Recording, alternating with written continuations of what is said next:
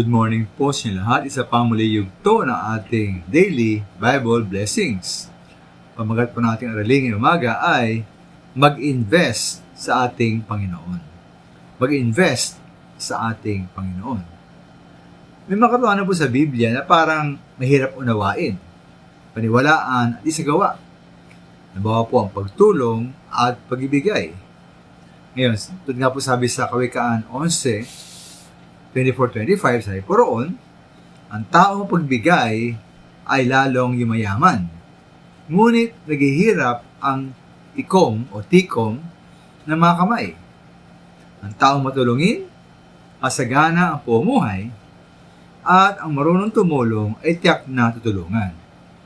Ngayon po, di ba normal lamang na ibig natin yumaman, dapat natin itago at ipunin ang ating pera at yaman. Paano ang pagbigay ay lalong yumayaman? Binibigay nga yung yaman niya eh. Paano kasagana kung tulong ka ng tulong sa iba? Ngayon, mali po isang dahilan ng pagsagana ng tumutulong ay sabi po sa verse 25, nang marunong tumulong ay tutulungan. May pasay mga minamahal ay isang magandang larawan ng katotohanan ng kasaganahan at pagyaman mula sa pagbibigay at pagtulong. Ang sabi po natin po sa John 12:24. Sabi niya, pakatandaan ninyo, hanggang hindi nahuhulog sa lupa, ang butil ng trigo't mamatay, matili itong nag-iisa. Ngunit kung ito'y mamatay, mumunga ito ng sagana.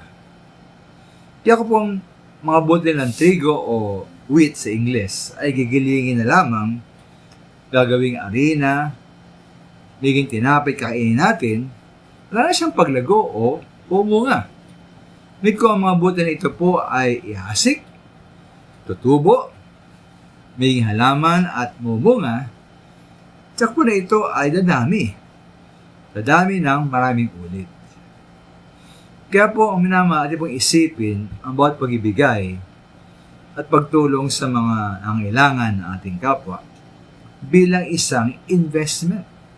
Opo, ang pag-ibigay pagtulong ay isang investment. Pero investment kanino? Investment po sa ating Panginoon.